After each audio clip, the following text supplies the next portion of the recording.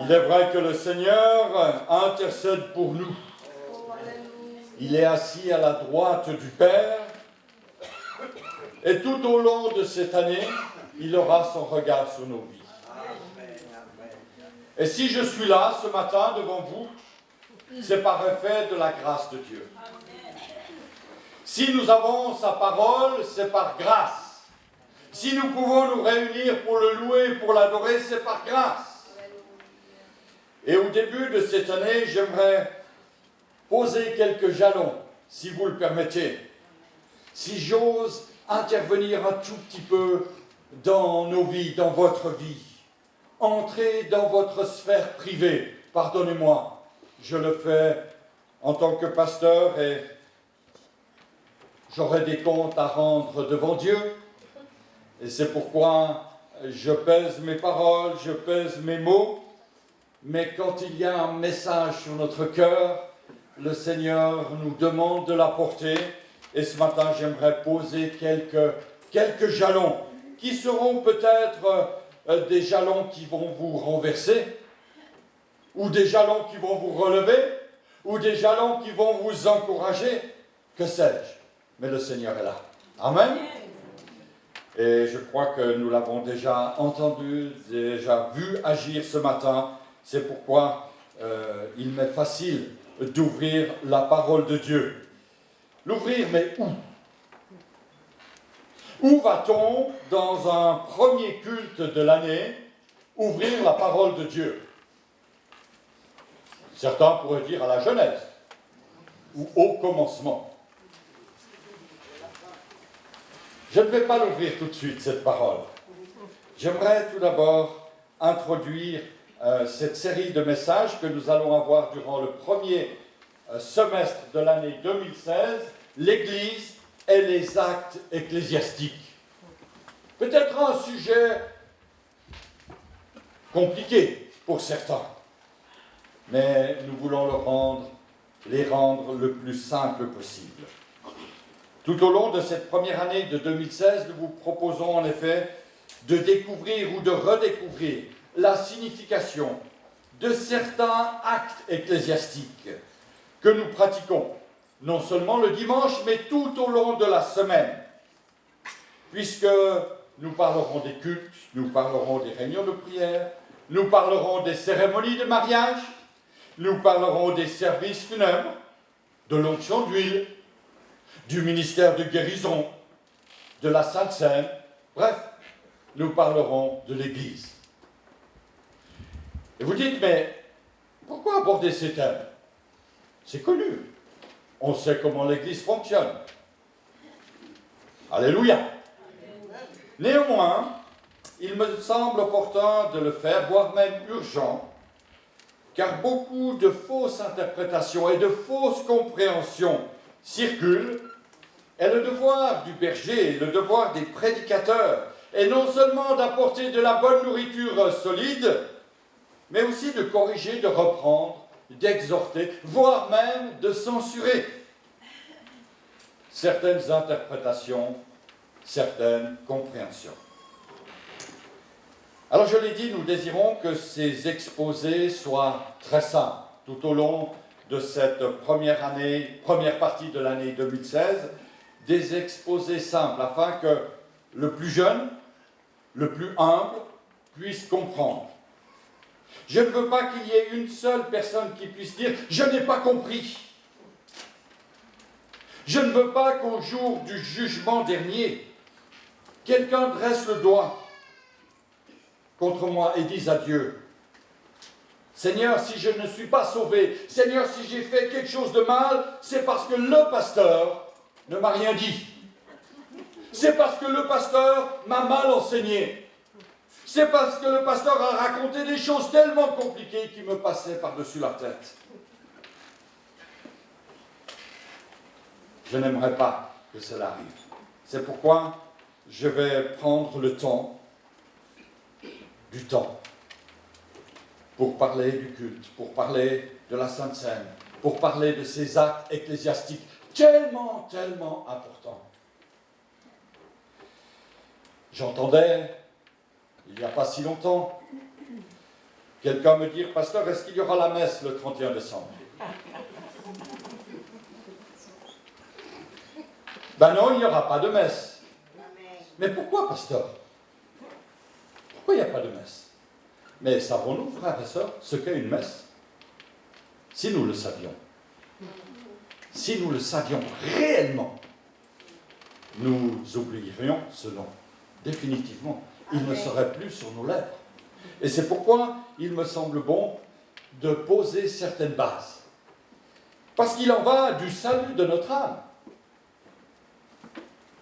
Célébrer une messe, c'est crucifier Christ tout à nouveau. Parce que lors de la messe, je ne me rappelle pas des souffrances de Christ. Je crucifie Christ tout à nouveau. Et c'est une hérésie. Parce que Christ est mort une fois pour toutes. Alléluia. Nous allons donc entrer dans cette série avec une introduction ce matin qui sera peut-être un petit peu longue, mais il me semble important de la faire. Une introduction qui va définir un prérequis, c'est-à-dire quelque chose d'incontournable, une valeur, une base sur laquelle nous pourrons construire tous les messages du reste de l'année. Quelque chose qui ne sera plus discutable, à part peut-être dans les sous-cotes.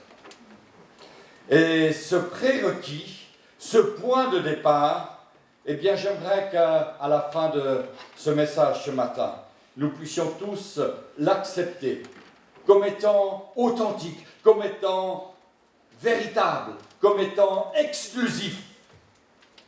Un prérequis nécessaire à la compréhension de ce qu'est l'Église, de ce qu'est le culte, de ce qu'est le rassemblement des croyants.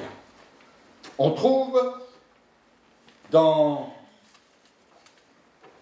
la lettre de Paul aux Corinthiens, au chapitre 15, le résumé magistral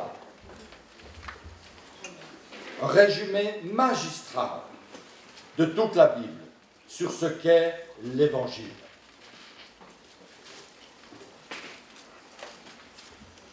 Qu'est-ce que l'Évangile?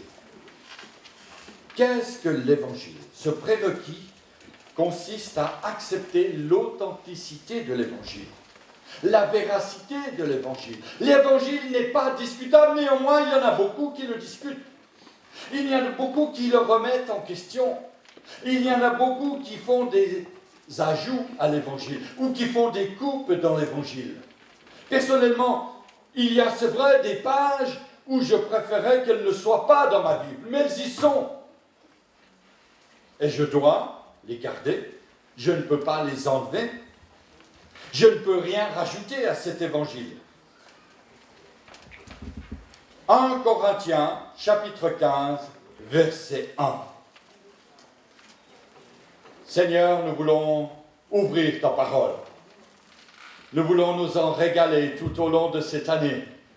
Et c'est pourquoi, Seigneur, je te demande la grâce dans ma bouche, la grâce dans nos oreilles, afin de comprendre ce que tu as à nous dire. Merci pour ta parole. Merci pour ces moments délicieux, exquis que nous pourrons passer en ta présence. Seigneur, conduis-nous et instruis-nous sur le droit chemin. Amen. 1 Corinthiens 15, verset 1er. 1 Corinthiens 15, verset 1er jusqu'au verset 4. Je vous rappelle, frères, l'évangile que je vous ai annoncé, que vous avez reçu, dans lequel vous avez persévéré et par lequel vous êtes sauvés, si vous le retenez tel que je vous l'ai annoncé. Autrement, vous auriez cru en vain. Je vous ai enseigné avant tout, comme je l'avais aussi reçu, que Christ est mort pour nos péchés, selon les Écritures, qu'il a été enseveli et qu'il est ressuscité le 3e jour, selon les Écritures. Amen, amen, amen. Deux questions donc en introduction. Deux questions qui nous aideront à définir le prérequis de l'Évangile. Cette base sur laquelle nous allons construire, nous devons construire notre vie. Premièrement, qu'est-ce que l'Évangile? Qu'est-ce que l'Évangile? L'évangile est un mot qui nous vient d'un vocable grec qui, traduit en français, veut dire la bonne nouvelle. Rien à voir avec les pseudo-bonnes nouvelles de ce monde. Parce que finalement, les bonnes nouvelles de ce monde sont bonnes pour certains et mauvaises pour d'autres. La bonne nouvelle de l'arrivée de la neige, tant attendue par les skieurs, est une bonne nouvelle pour les jeunes qui vont aller le week-end prochain au ski. Mais pour celui qui ce matin fait une lugée avec sa voiture sur la neige, ce n'est pas tellement une bonne nouvelle. Et je pourrais ainsi vous parler de 1000 bonnes nouvelles humaines, de profondes expériences de tout genre, d'histoires plus ou moins édifiantes, mais je ne le ferai pas. Notre vie, que ce soit notre vie familiale, notre vie professionnelle, notre vie de foi, notre vie spirituelle, ne doit pas être construite sur des expériences, sur des histoires, sur des fables ou des principes religieux. Notre vie doit se construire sur l'Évangile. Alléluia. La seule bonne nouvelle digne de ce nom. Une question se pose néanmoins. Et ça sera notre deuxième point de notre introduction.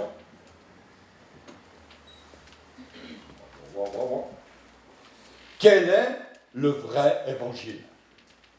Où est-il ce vrai évangile? Quelqu'un va-t-il sursauter ce matin? C'est possible. Lorsqu'il entend qu'il y a un vrai évangile, cela suppose qu'il y a aussi des faux évangiles. Mais bien sûr, il y a des faux évangiles, comme il y a des faussaires de monnaie, comme il y a des trafiquants de toutes sortes, des copieurs d'objets de luxe, comme il y a des faux pasteurs, comme il y a des faux prophètes, comme il y a de fausses compréhensions, il y a même de faux Christ. Si vous montez d'un étage ici, dans ce bâtiment, et que vous allez à l'autre bout, vous allez arriver devant les bureaux et les laboratoires de l'Office fédéral du contrôle des métaux précieux. C'est là qu'il y a des fonctionnaires des douanes qui analysent, qui examinent l'or, l'argent, les sacs de marque, les montres, les parfums, à la recherche des faux. Et des faux, il y en a. Il y en a en pagaille. Des fausses Rolex, des faux Nike, des fausses Ray-Ban, des faux crocos, des faux billets. Et il y a dans ces locaux des vitrines d'exposition. J'ai pu les visiter une fois et c'est vraiment extraordinaire. Ce que des gens ont pu copier pour tromper l'autre. Mais c'est la valeur des produits de luxe qu'ils ont copiés. C'est la valeur des gros billets de banque qu'ils ont copiés. Pourquoi? Parce que personne n'aurait l'idée de fabriquer de fausses pièces de 5 centimes ou des billets de 30 francs. Même s'ils sont très bien faits, un billet de 30 francs n'a aucune valeur. Ah ben oui, il n'existe pas. On fabrique quelque chose, on copie quelque chose qui est une valeur sûre. Et la Bible, l'Évangile, le vrai Évangile, est copié, falsifié, tordu, détourné. Alors j'aimerais dire ce matin, ce n'est pas parce qu'il y a des faux que nous voulons rejeter le vrai. Alléluia. Le vrai Évangile. Le vrai Évangile. Pas trafiqué, pas corrompu. Soyons vigilants, frères et sœurs. Retenons le bon Évangile. Parce que c'est vrai, s'il y en a un vrai, il y en a aussi des faux. Il y a un slogan commercial qui dit « toujours imité, jamais égalé ». La Bible a toujours été trafiquée. La parole de Dieu a toujours été trafiquée, de tout temps. Mais il y a la vraie parole de Dieu. Celle qui est pure, celle qui n'est pas trafiquée, celle qui n'est pas corrompue. Alors vous me direz, mais comment peut-on savoir si on a affaire au vrai évangile ou à quelque chose de falsifié, un évangile truqué? Je ne dirais qu'un mot, qu'un exemple, l'évangile de la prospérité, une nouvelle doctrine, enfin pas si nouvelle que ça, mais quand même. C'est quelque chose de moderne. C'est absolument diabolique. C'est truqué, c'est falsifié, c'est tordu. Alors comment peut-on reconnaître le vrai du faux? Il y a sur les vrais produits, frères et sœurs, un label, une marque, une signature qui authentifie, qui confirme l'exactitude du produit. La signature authentifie le produit, le label le certifie. Alors la question que je vous pose, comment authentifier le véritable évangile? Comment le reconnaître puisqu'il est la base de notre alimentation spirituelle? Lorsque je veux acheter un bon produit et que je vais au supermarché, je cherche le vrai. Les yaourts faits à la graisse de rhinocéros, je n'en prends pas. Je fais que du vrai, du pur, fait avec du lait de vache, avec un label bio. Mais l'évangile, qu'est-ce que j'entends sur l'Internet? Qu'est-ce que je lis comme livre? Qu'est-ce que je regarde? Qu'est-ce que mes oreilles emmagasinent? Est-ce que c'est toujours le pur évangile? Comme pour la nourriture physique, il y a une marque d'authenticité, un label de garantie, une signature sur l'évangile. Mais oui, la bonne nouvelle a aussi son label, sa garantie. Rien à voir avec la date de péremption, qui, elle, nous indique quand le produit est périmé, parce que la parole de Dieu n'est jamais périmée. Alléluia. Alléluia. La parole de Dieu n'est jamais périmée, même l'Ancien Testament. Alors ceux qui me disent, je ne lis que le Nouveau, parce que l'Ancien, il est vraiment Dieu, c'est pas périmé. C'est toujours d'une grande fraîcheur pour celui qui sait s'en servir. Alors le label de garantie, la signature, nous l'avons lu en introduction, 1 Corinthiens 15, verset 3, la deuxième partie, comme l'avaient annoncé les Écritures. Verset 4, comme l'avait annoncé l'Écriture. Alléluia. La Bible se confirme par elle-même, l'Écriture se confirme par l'Écriture, la parole de Dieu se confirme par la parole, l'Évangile se confirme par l'Écriture, le Nouveau Testament se confirme par l'Ancien, l'Ancien se confirme par le Nouveau. Alléluia. Et le Saint-Esprit atteste et certifie le tout. Exact. Authentifié. Rien à redire. Pur. Alléluia. C'est ça la marque de garantie. Tout ce qui porte la signature de Christ est garanti. Alléluia. Dans la Bible, tout se confirme mutuellement. Il n'y a pas de contradiction, pas d'opposition, pas de cassure. Rien à rajouter, rien à enlever. Du vrai à 100%, pur divin, garantie céleste. Alléluia. Sans ajout, sans édulcorant, sans conservateur. Pur. Amen. Pur. Pur. Alléluia. De plus, la Bible dit que Dieu confirme sa parole par des signes, par des miracles et par des prodiges. Alléluia. Qu'avez-vous vécu en 2015? Ne me dites pas que vous n'avez pas vécu un miracle. Ne me dites pas cela. Vous avez vécu des miracles. Dieu a confirmé sa parole par des signes miraculeux, par des prodiges incroyables. Si vous êtes là ce matin, c'est déjà l'œuvre d'un miracle. Et si vous croyez dur comme fer, que ce qu'on vous a enseigné est l'Évangile, laissez-moi vous poser la question de savoir si c'est correct.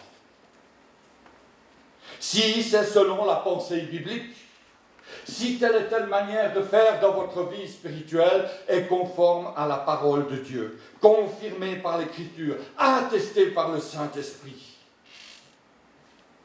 Ne me dites pas, oh, je fais ceci ou cela. J'ai un petit chapelet à la maison, mais il est caché. Ou j'ai une bougie que j'appelle cierge et de temps en temps je l'allume. Ça ne peut pas faire de mal. Si, ça vous fait du mal. Parce que ce n'est pas selon le cœur de Dieu. Ce n'est pas biblique. Tout est là. Tout est là dans l'Écriture. Tout est là dans la parole. Et si vous croyez quelque chose qui n'est pas dans les Écritures, il faut revoir votre point de vue et venir à celui de Dieu, au point de vue de Dieu. Amen. Vos affirmations, vos manières, ma manière de me comporter, tout simplement notre vie, doivent porter le label certifié selon les Écritures. Alléluia.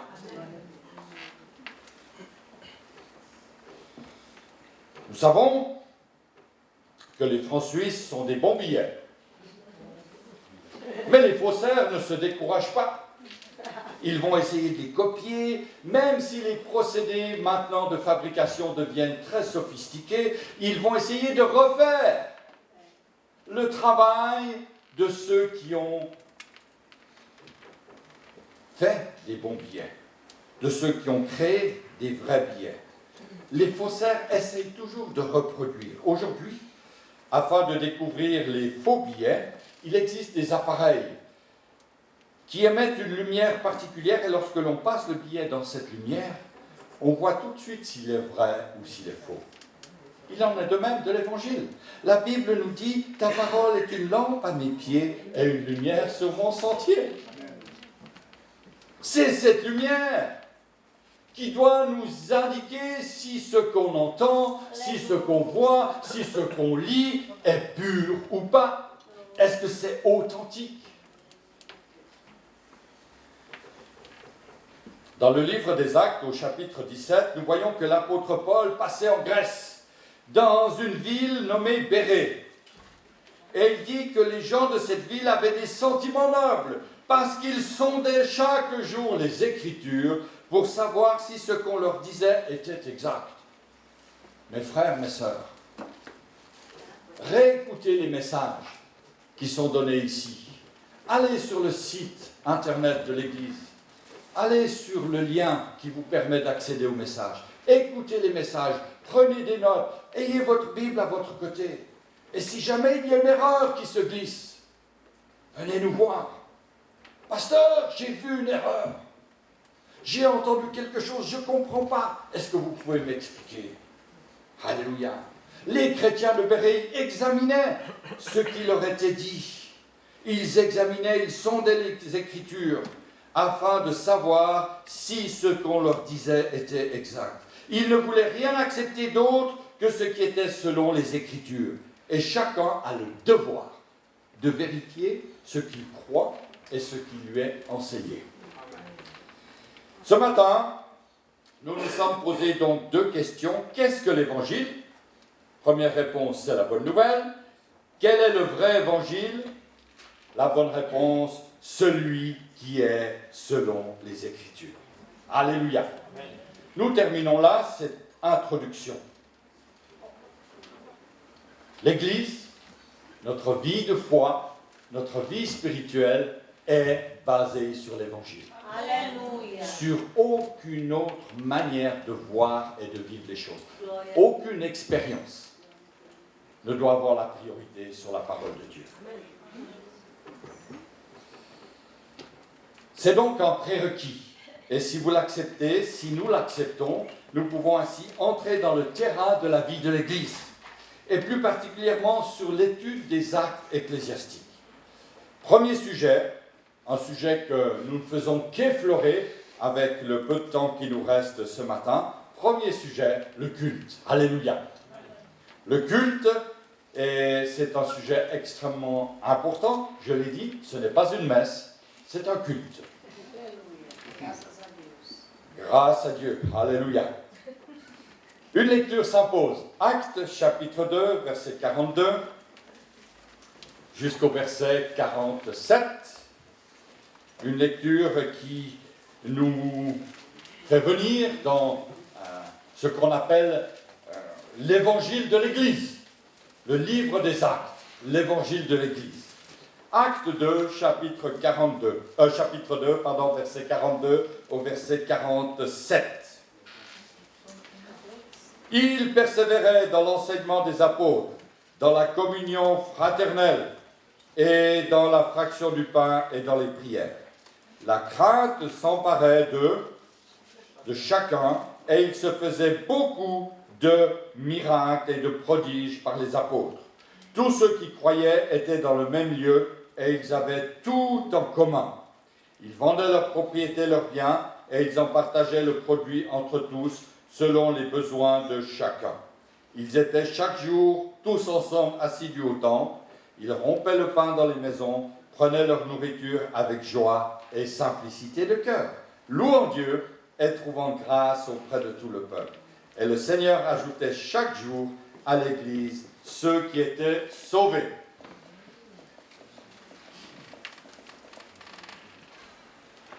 Le mot Église, avec un grand E, définit l'Église comme étant l'assemblée des croyants. Et l'origine remonte à un mot grec qui a donné ecclésia en latin et église en français. Ce mot grec définissait simplement une assemblée de citoyens appelés hors de la ville, hors du village. Une assemblée de citoyens hors de. L'Église que Dieu a créée, cette ecclésia d'hommes et de femmes de toute race, de toute tribu, de toute condition sociale, est l'assemblée des croyants, le corps de Christ. Alléluia. Jésus dit, et c'est la première fois que Jésus emploie le mot Église, dans l'évangile de Matthieu, au chapitre 16, et au verset 18, « Et moi, je te dis que tu es Pierre, et que sur cette pierre, je bâtirai mon Église, et que les portes du séjour des morts ne prévaudront point contre elle. » Alléluia. Amen. Christ bâtit l'Église. Ce n'est pas le pasteur, ce n'est pas les anciens, ce n'est pas l'évêque, ce n'est pas qui que vous vouliez, c'est Christ. Christ bâtit l'Église. Et dans ce corps, puisque Christ est la tête de l'Église, le corps des chrétiens, dans ce corps, nous sommes tous membres les uns des autres, complémentaires les uns des autres. Je vais même dire indispensables les uns aux autres. Que ferais-je sans mes frères anciens? Et là, au milieu de ce corps, il y a bien plus que la fraternité. Il y a unité. Non de nation, non de race, non de famille, mais d'esprit. Alléluia. Une église qui grandit est une église où le Saint-Esprit est là. Et le Saint-Esprit nous unit alors que nous sommes tous différents. Cherchez votre frère jumeau là, vous ne le trouverez pas. Personne n'est identique à vous. Personne n'a le même caractère que vous. Personne n'a le sale caractère que j'ai. Alléluia. On est tous, frères et sœurs, avec nos défauts, nos manquements, nos travers, visités par le Saint-Esprit, afin que ce qui est imparfait en nous devienne parfait dans l'assemblée de l'Église. Et ça, c'est le miracle du Saint-Esprit. Imaginez, frères et sœurs, que nous soyons ici ensemble, non pas dans une église, mais dans un club de bridge. Quelles histoires! Mais quelles histoires! Nous sommes là dans l'église.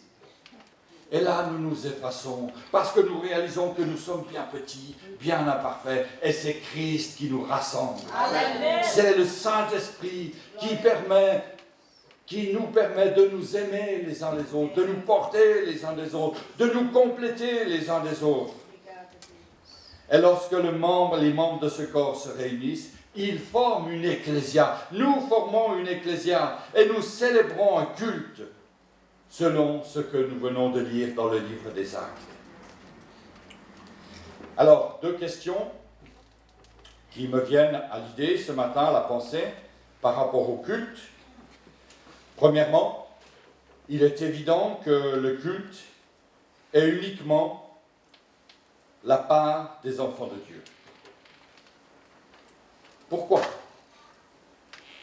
Parce que le culte doit être rendu en esprit et en vérité, puisqu'il est rendu à celui qui ne saurait admettre le péché en sa présence. Seuls ceux qui sont lavés du sang de l'agneau peuvent s'approcher de Dieu pour l'adorer. Et lorsque nous sommes là dans le culte, dans la louange, dans l'adoration, nous adorons Dieu. Nous ne faisons pas plaisir à nous-mêmes. Nous adorons le Seigneur. Et nous adorons en esprit et en vérité. Quelqu'un inconverti ne peut rendre un culte à Dieu. C'est une pure impossibilité. Il se peut, il est vrai, et peut-être c'est votre cas ce matin, que vous êtes ici, et que Dieu vous bénisse. Alléluia.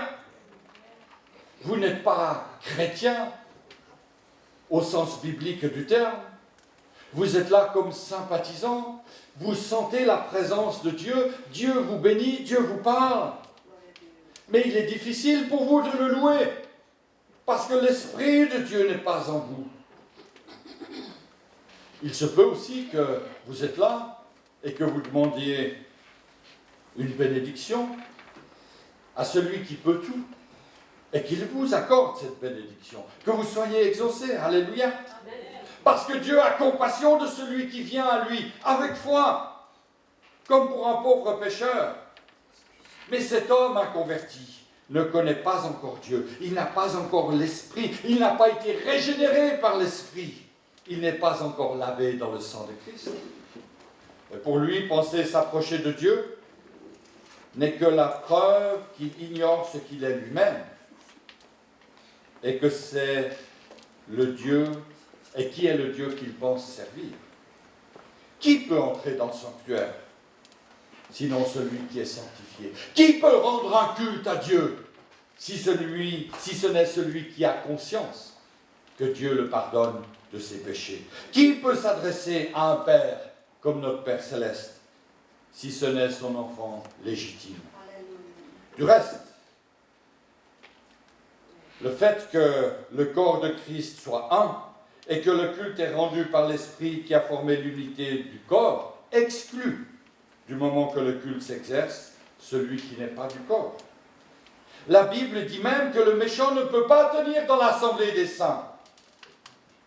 Tôt ou tard, celui qui est possédé, celui qui est animé par un esprit méchant, diabolique, sera démasqué et ses manigances dénoncées. Sa perte sera terrible, car on ne se moque pas de Dieu.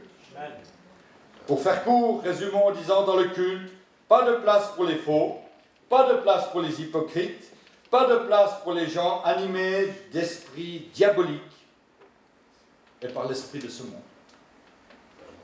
Car le vrai culte rendu à Dieu suppose une âme affranchie, c'est-à-dire une âme qui est lavée de son péché, une âme qui a la liberté de s'approcher de Dieu en vertu de l'efficacité de l'œuvre de Jésus. Quelle grâce lorsque les croyants que nous sommes se rassemblent pour louer le Seigneur. Un vrai culte suppose que chacun s'est préparé pour s'approcher de Dieu, que chacun a pris du temps pour considérer sa vie. Il me faut conclure, même s'il y a encore tellement de choses à dire sur le culte. Nous y reviendrons certainement dans le courant de ce premier semestre de 2016, mais laissez-moi vous encourager, nous encourager avec cette dernière pensée. Lorsque nous venons dans la présence du Seigneur, lorsque nous venons dans le culte, alors je ne parle pas ici du culte personnel que nous sommes appelés à apporter à Dieu tous les jours, dans notre chambre. Je parle ici du culte où nous sommes assemblés, corps de Christ. Et lorsque nous venons dans sa maison pour le célébrer, pour l'adorer, quelle joie de pouvoir adorer Dieu. Quelle joie, quelle source de joie que celui qu'on adore. Non pas nos chants, non pas nos prières, non pas la présence du frère ou de la sœur, non pas nos belles cravates, nos beaux chapeaux. Non, la présence de Dieu. Combien le bonheur de Dieu doit être grand lorsque nous sommes dans sa présence, lorsque notre être tout entier le loue et l'exalte. Quelle joie de pouvoir exprimer sa reconnaissance et lui rendre des actions de grâce qui lui sont agréables. Quelle bénédiction que d'avoir son esprit, l'esprit de la liberté, l'esprit de l'adoption, cet esprit qui nous rend capables de ces actions de grâce. Même si la semaine a été difficile, même si nous avons passé par des chemins de souffrance, si nous avons été confrontés à des questions difficiles, Dieu est celui qui veut être loué et adoré. Amen. Quelle joie de le vivre avec des frères, avec des sœurs. Quelle joie de se porter les uns les autres dans cette adoration, comme membres d'une même famille, du même corps, dans le sentiment que cette joie est une joie commune et parfaite, sans faux semblant, sans hypocrisie, sans gloire personnelle. Je vais même dire sans fausse note, même si de temps en temps il y en a, musicalement parlant. Mais notre louange, même s'il y a des fausses notes, elle est sans fausse note lorsque le Saint-Esprit habite en nous. Amen. Alors, c'est pourquoi le dernier mot sera ne méprise pas le culte. Jésus s'est donné pour l'Église. Il y a des hommes, des femmes qui autour de nous se moquent de l'Église. Ils se moquent de l'œuvre de Dieu. Peut-être que ce matin, lorsque vous êtes partis, vous avez entendu des moqueries dans votre maison, dans votre appartement, dans votre famille. Des gens qui se moquent de vous lorsque vous venez à la maison du Seigneur. Des gens qui méprisent l'œuvre de Dieu. Toi, mon frère, ma sœur, mon ami, mon frère, monsieur, madame, ne méprisez pas le culte. C'est un endroit tellement merveilleux. On a la tête dans le ciel, mais déjà, bien sûr, mais encore, bien sûr, les pieds sur la terre. La perfection, elle n'est pas ici. Elle sera atteinte dans le ciel. Alors là-bas, il n'y aura plus du tout de fausses notes, musicalement parlant aussi. Plus rien, tout sera pur. Mais encore, pour l'instant, nous sommes là, avec un culte chrétien bien imparfait, incomplet, méprisé par le monde. Mais toi, ne méprise pas le culte. Ne méprise pas ta préparation. Prépare-toi dans ta maison. Lorsque tu t'approches de Dieu, prépare-toi. Prépare ton corps, ton âme, ton esprit. Prépare-toi physiquement, prépare-toi spirituellement, prépare-toi intellectuellement à venir dans la maison du Seigneur. Ne néglige aucun aspect de cette préparation, ni dans ta tenue, ni dans ton habillement, ni dans ta manière de manger avant de venir, ni dans ta manière de te préparer spirituellement, ni dans ton temps de prière, ni dans la manière dont tu conduis sur la route, ni la manière dont tu vas prendre le bus, dont tu vas t'adresser à ceux et celles qui sont autour de toi. Ne méprise rien. Alléluia. Et pour rendre un culte, pas besoin d'être des milliers, on peut le faire à 2 ou 3. Mais celui qui est au centre, c'est Jésus-Christ. Alléluia. Alléluia. Le seul, celui qui atteste la véracité de l'Évangile. Et c'est vrai que si Jésus n'est plus au centre, n'importe quel évangile peut rentrer. Que Dieu nous garde, que Dieu nous préserve durant toute cette nouvelle année. Amen.